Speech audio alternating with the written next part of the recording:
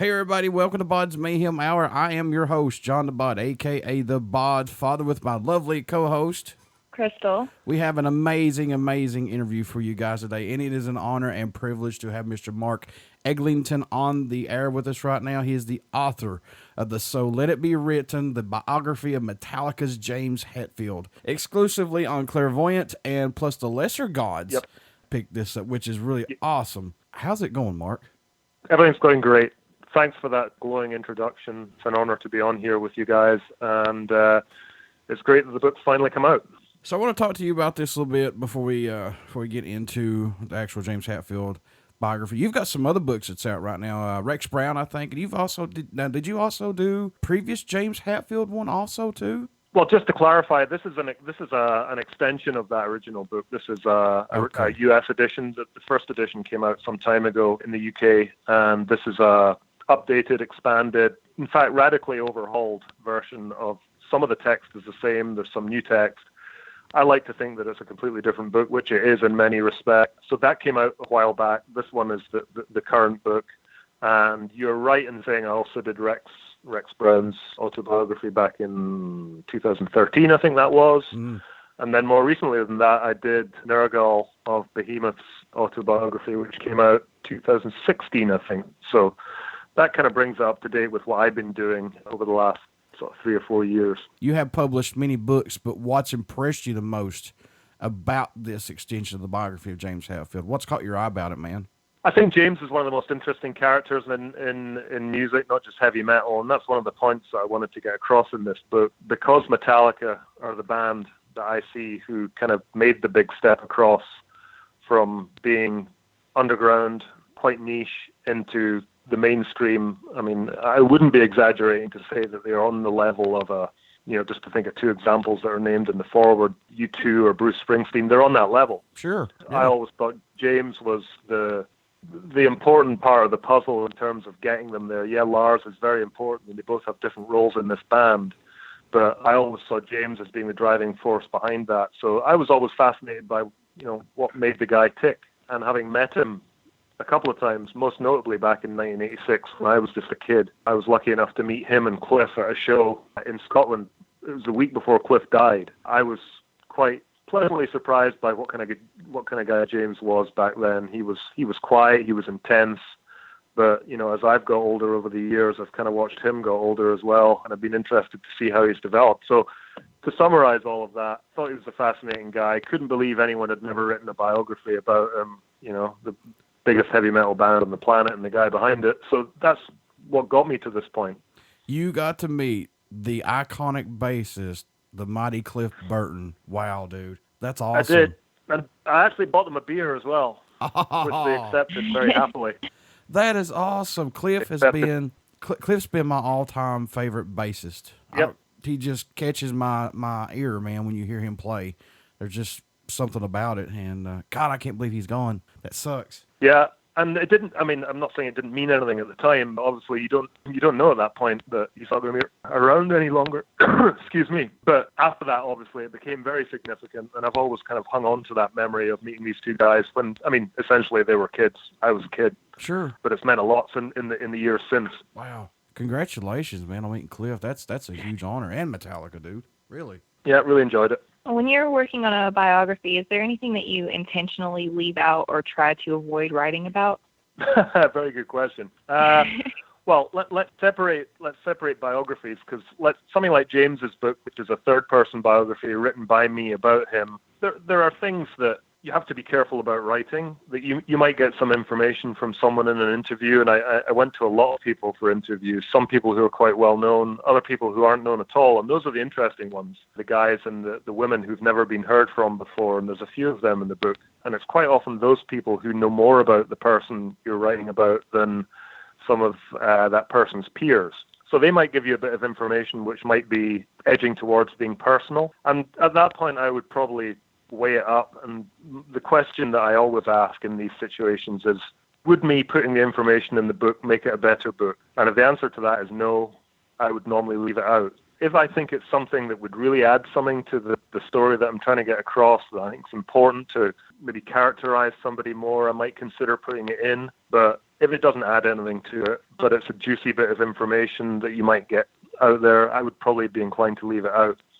In a different situation, when I'm working with somebody like, for example, Rex from Pantera or Nergal or whoever else it is, I always ask them the same question when they might want to put something in there that's happened. I'll say to them, do you think this will help the book? Do you think this adds to it?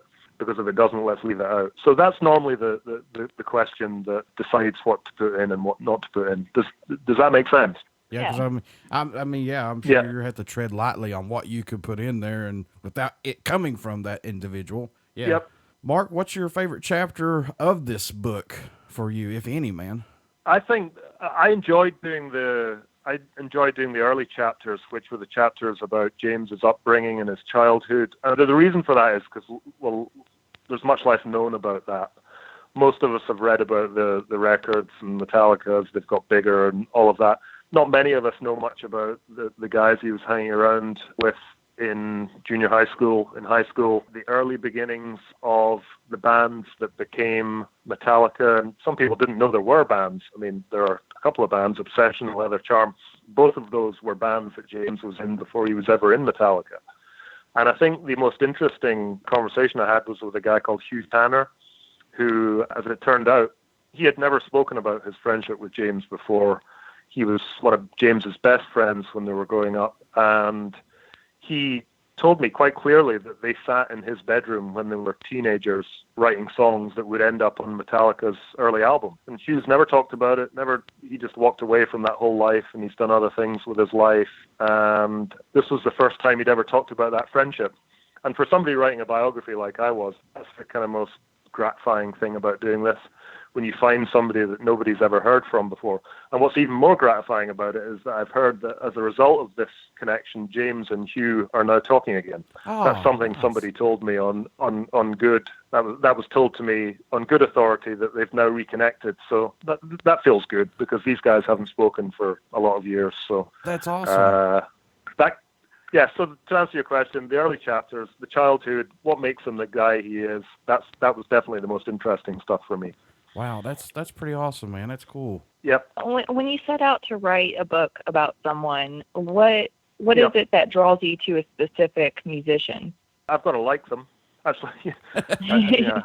Is that the right way of saying it? Yeah, I do have to like them. I have to like the music. I think there has to be an interesting personal angle. As I said earlier, when you asked me about James, there's always obviously been something going on. You could always tell that James was somebody who had a lot going on upstairs, and I use that expression, that's a quote from someone else. He's somebody that you thought was always giving a lot of deep thought to things, and maybe didn't always know how to express it very well other than through lyrics. So it needs to be a kind of gripping character like that, somebody that you feel that there is some depth to. So with that in mind, particularly this book, I wanted to try and find out a bit more than what we knew about him. And we knew some of the basic things. He likes guns and he likes cars and that kind of sort of stuff that's out in the public eye. What I wanted to know was a little bit more about what he was like as a person when you had him on his own. And that was the purpose of getting in touch with some of these friends who'd never spoken before. So, yeah, it was always this thing of finding an interesting person and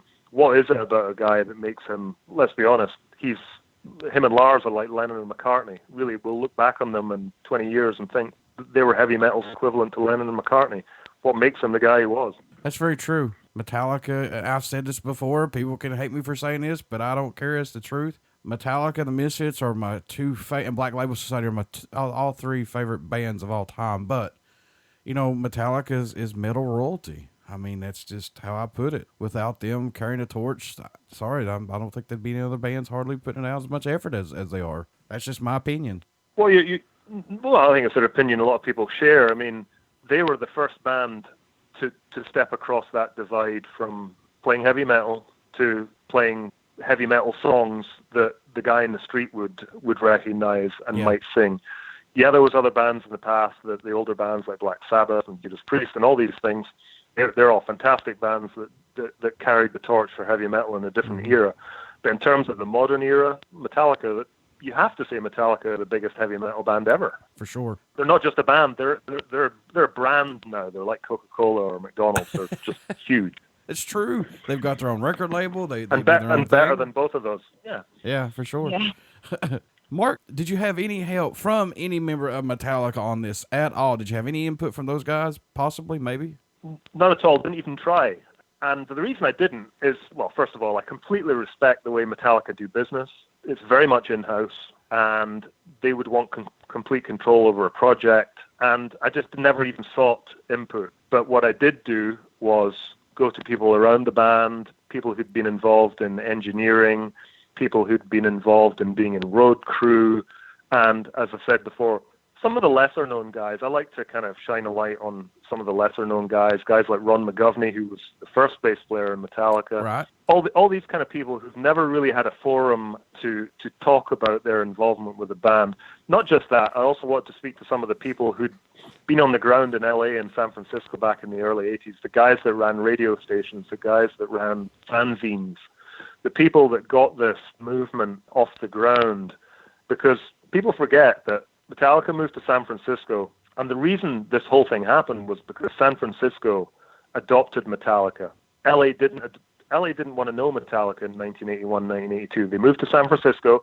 There was a fanzine up there run by a guy called Ron Quintana, who's in the book. They got right behind the band, and from there, a movement started in San Francisco that kick-started everything we know about thrash metal. Exodus wouldn't have existed. Testament wouldn't have existed. All kinds of other bands wouldn't have happened unless that support mechanism, I like to call it, which is basically these guys running fanzines, radio stations, record labels. Brian Slagle at Metal Blade in Los Angeles, basically, he was the guy that gave them their chance.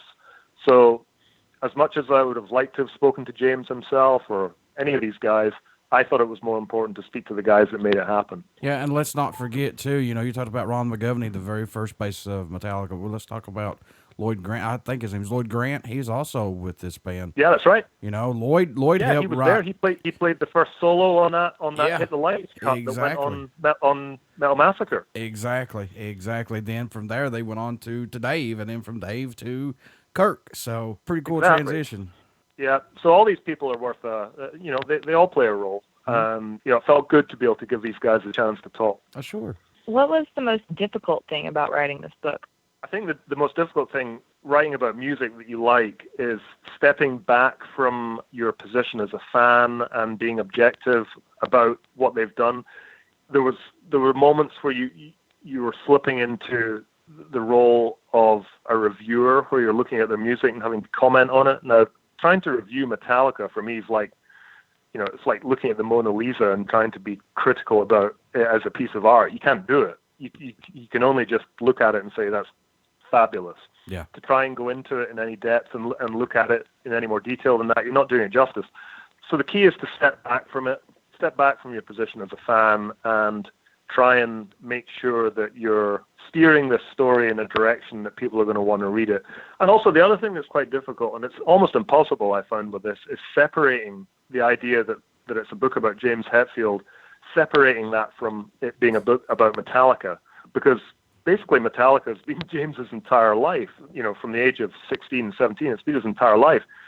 The strands will always interconnect. So I was always aware of trying to make sure that I kept enough of it from his perspective, some of the incidents that have happened during their career. A good example is Napster.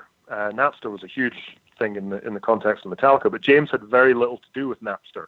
That was all Lars that took control of the whole Napster thing, and James just sat in the background. So always had to make sure I was looking at it from James's angle and less from a sort of overall Metallica angle. That was quite a difficult thing to do. Hope I achieved it,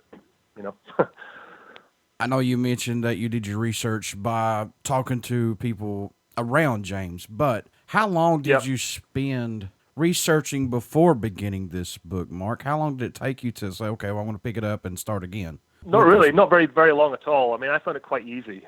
I think once you're immersed in a world, and I've always been quite immersed in this world, it wasn't like I needed to go onto Wikipedia and find out when Ride the Lightning was released and stuff like that, because as you'll know as a fan, you know all these things. These are in your head. Mm-hmm. So to go back to it and reapproach it didn't take very long at all. One thing that was quite interesting to do was to bring the book up to date, because the original text only really went up to 2009, maybe something like that. So there was a whole slew of things that came after that needed that were an important part of the story. So all in all, it wasn't too time consuming because once you get your head into something, it all comes together very quickly. How do you feel your writing has changed over the course of your career and even over the course of your whole life? A lot. And I think the distinction is, again, writing about somebody else and then writing someone else's autobiography. It's two different disciplines. Me doing this book about James Hetfield is me writing about him. Me writing with Rex Brown is me bringing out Rex Brown's voice in the book. It's a completely different discipline because you've got to make sure that somebody reading Rex's book, and we did collaborate greatly. There was a lot of to and fro, and we spent a lot of time together. You've got to make sure that somebody reading it knows that's Rex talking.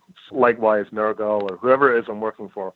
So I think I've become better at it. There's no doubt. The first time you commit yourself to paper or on the internet or whatever it is, you look back on it afterwards and think, I could have done that better. But I think that applies to everything in life. When you're in it for a career, you always improve. And I'd like to think my next thing, whatever that will be just that little bit better than the one before, simply because I've learned something. Mark, is there any one thing, man, that's caught your eye, that's shocked you or surprised you to even find out about James by talking to all these people? One thing that's like stuck out more and be like, wow, I had no clue about that.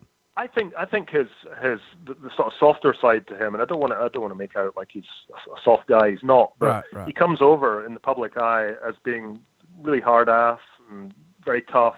And I think and this is just my impression. My impression is that's a front for a lot of things, as it is with a lot of people who exhibit those traits. He definitely does. I mean, Rex told me a great story, and I'll tell you it now. When Down were out on tour with Metallica on it'd be the World Magnetic Tour, Rex and James spent quite a few nights talking together after shows or whatever. And, they've shared similar problems. We know what they are. And they had a few heart-to-heart evenings talking about it. And every night when Metallica went out to play, Rex would stand in the front row or something like that and watch them play. And he said that, halfway through For Whom the Bell Tolls, James would come over, see Rex in the front row and give him a big high five. And I just thought that says a lot about the guy. He remembers conversations, he remembers people. It means something to him to have sort of in-depth conversations with guys, whether they're his peers or whoever it is. I just thought that was a pretty nice thing to hear about him. Sure, yeah, that's awesome. And plus Rex being in the front row of a show. That's cool. That's where he should be, really. That's where he should be. What do you hope fans of yours and fans of James and Metallica take away from this book? Well, I hope they enjoy it as a story. I hope there's some inspiration there, because when James was a kid, he wrote in his yearbook at school, wants to get rich and be in a band, something like that. There's lots of guys that write that who never achieve that. He had a poster of Aerosmith on his bedroom wall, and he wanted to be Joe Perry or whoever it was. And there's millions of guys around the world who want to do that. And with a bit of hard work, with a bit of luck, as everyone needs, it can be done. And I'd like to think that, people will pick up the book who are maybe Metallica fans, or maybe they're not huge Metallica fans. If they pick up the book, they'll be a Metallica fan after they've read it, that's for sure. But I'd like them to think that he did it, maybe I can do it as well. And as far as coming from what people think of my work, I just hope they pick up my next book and maybe go back and read some of the other ones. That's all I'm asking for. Like I said, this book is pretty damn awesome, man. This is pretty good, and I don't read a whole lot of books, so I've been trying to read on this one, and so far I'm actually digging it, man. Pretty good stuff. Glad to hear. Much appreciated. In your own opinion, what does Mark Eglinton bring to the table as an author, man? Tell you what, total honesty. That's one thing I will always bring. Always honest. We'll certainly never write something for cheap gratification. If there's an opportunity to get some likes on Facebook, not that I'm on Facebook, or anything like that, I won't take it. I'd rather keep true to the subject. Try and remain impartial rather, as much as I can. Try not to be too much of a fan, even though I'm a fan of the subject, and try and give people good value for money.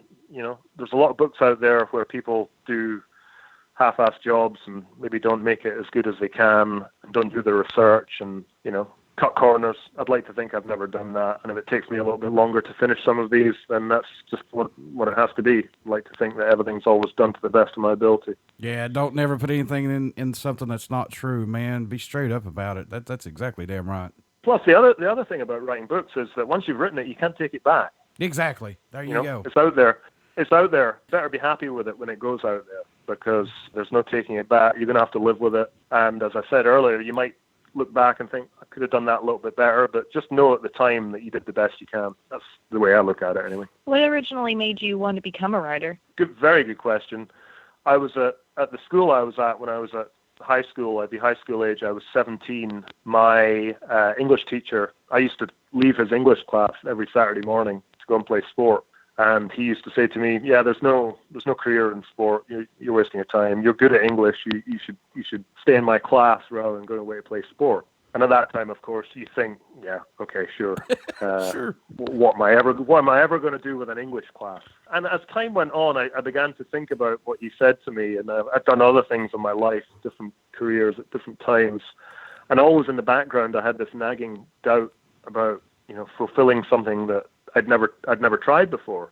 And you always think, okay, well, how do I make money doing it? And that's a very good question. There's a lot of writers out there who are probably still asking that question. How do you make money out of it? And at one point in my life, I was lucky enough to get a sort of career break, I would describe, i.e. a position whereby I could afford to not be earning for long enough to write a book or to do some work. So I took that opportunity and thought, okay, let's try it once. Let's see how it goes. And if I like it and it works, we'll stick with it. And really, that's what happened. And from that point onwards, I've never done anything else. But the desire was always there when I was young. When I was a teenager, I was really good at English, good at composing, could understand language and all these things. But just like most 16-year-olds, didn't want to hear it from the teacher. You may have answered this earlier, and I'm sorry if I ask this again, but I just want to know if James has actually read anything about this book that you've done on him, or does he know of it? I don't know or about James, but I do know that Kirk, and this was information passed to me, Kirk has seen some of the pictures that are in the book. I think at some point when Metallica were in the studio, I'm not exactly sure when, they were having a look at some pictures that had turned up in the book and were having a laugh, wondering where they came from. And they came from a guy called Eric Braverman, who, just to give people an idea of who Eric Braverman is, Eric Braverman was a friend of Jason Newsted's. Eric Braverman also wrote some songs for Flotsam and Jetsam back in the day, done various things in the music industry. And he was around Metallica a lot in certain eras, particularly the early era from sort of 82 through 87, 88. And it was his photographs that turned up, because he had some private ones, and these are the best ones. The ones that you find online on agency sites are not the best. The ones that are the best are the Polaroids from guys that were in the room. So some of those turned up with Kirk and various people at various parties in people's houses back in the 80s. And I know they saw those pictures. So you can guarantee that information will have filtered back that this book exists. I don't know for sure, but I'd be amazed if it hasn't. And there'd be no reason for him to not like it, because, it's full of compliments. Basically, I closed the book by saying he's one of the greatest human beings that's ever existed. So, yeah, I'm sure he'd take it as a compliment. How does it feel when you have people tell you that your work has had a positive impact on their life, or just telling you how much they enjoy reading your book? I don't read reviews in general, so if that's the case, that's good. I am on social media, Twitter primarily, and it's always good to get messages from people saying this was great, really enjoyed that.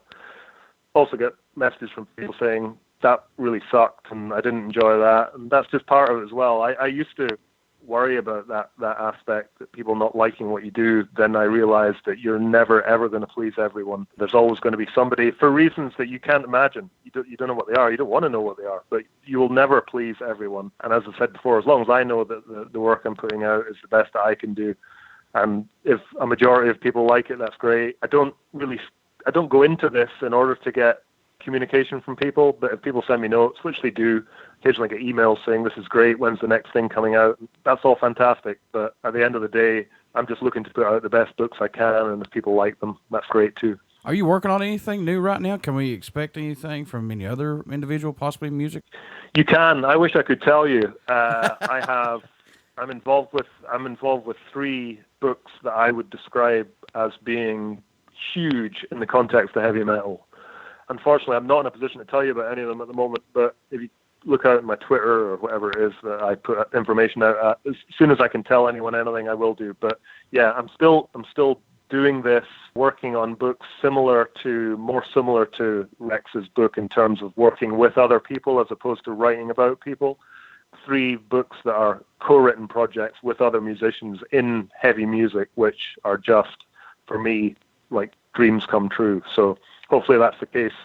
Hopefully people feel that way about them when they come out, which will be in the next year to 2 years. Mark, I know you mentioned they can keep in touch with you by Facebook, Twitter. How else? Not Facebook. Okay, so no Facebook, so just Twitter. So how can these folks stay in touch with you other than Twitter possibly, or buy this book or previous books? How can they do that? Well, I've got a website. The address is on my Twitter profile. People can contact me through there. My email address is on my website. And that's really all. I'm not looking for much else. I try to keep, I'm not saying I want to be distant, but there's a limit to how much I can respond to emails from people wanting free books and signed books and all these things. Happy to do it where possible, but generally speaking, I like to just keep it reasonably simple online. If somebody's willing to go through the process of going on my website, reading some of the interviews that I've done with people on there, reading about some of my books, if they also want to contact me and send me an email, I guarantee I'll reply to it. Can't guarantee when, but I will always reply. So, folks, So Let It Be Written, the biography of Metallica's James Hetfield. You want to pick this book up from Mark and from Lesser Gods. This is, like I said, this is pretty damn sweet if you're a Metallica fan. And some folks, call them what you want, but my God, they're still one of my favorite bands of all time. And the stories about these guys, when you can go back and research it, man, it's pretty crazy. Especially, I remember the story about eating, bologna on hand sandwich, as they called it, when the Anthrax then were living on the streets. Exactly.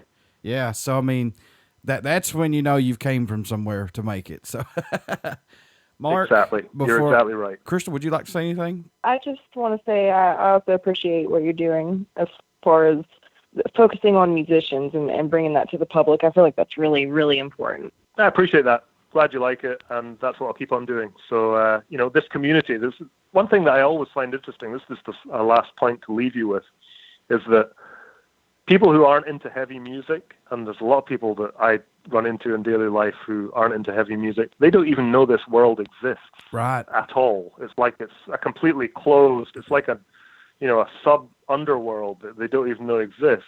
But for the people that are in it, like me and you two, it's everything. Mm-hmm. Yeah. And I think it's really important for people who are in this business, whether it's radio shows, doing podcasts, doing websites, doing reviews, writing books. Without these people, this business doesn't keep going, because without the bands, obviously we'd have nothing to write about. But equally, if the bands didn't have the support, again, I go back to the support network of people who are willing to spend their lives, doing radio shows and all that kind of thing, none of it would happen. So, a big part of it for me is keeping this whole thing going, promoting new bands as well as writing about bands that are huge.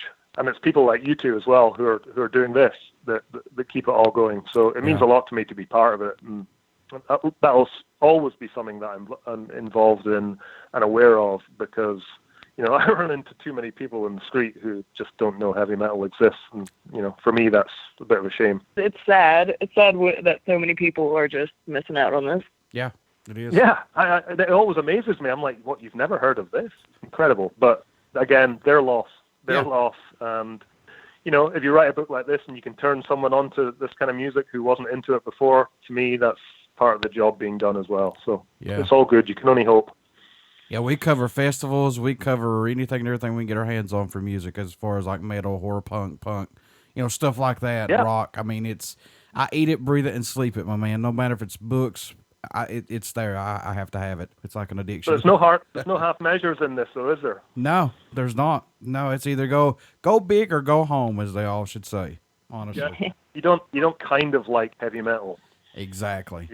You want to consume it all. So fantastic to talk to you both. Really appreciate it. Hey, I really appreciate the support, because, again, you're supporting me. You're promoting the book. You're getting out there to fans. It's all part of helping each other. So I really appreciate it. Mark, before we let you go, good sir, would you care to do a promo for the show? This is Mark Eglinton, the author from Scotland, and you are listening to BODS Mayhem Hour. Everybody stick around. We got some great music coming up, and you only hear these interviews right here on BODS Mayhem Hour and Uber City Radio from my lovely co-host, Krystal. We'll see you next week. Thank you so much, Mark, for doing this, man. Yes, thank you. All right, really appreciate it.